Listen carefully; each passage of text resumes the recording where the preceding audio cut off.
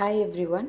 இன்றைக்கி ரொம்ப ஈஸியாக எப்படி பிஸ்பெல்லாபாத் பண்ணலான்னு பார்க்கலாம். அதுக்கு குக்கரில் கொஞ்சம் நெய்யும் ஜிஞ்சரி ஆயிலும் போட்டு கடுகு உளுந்தம்பருப்பு போட்டு நல்லா பொரிஞ்சதுக்கப்புறம் சீரகம்,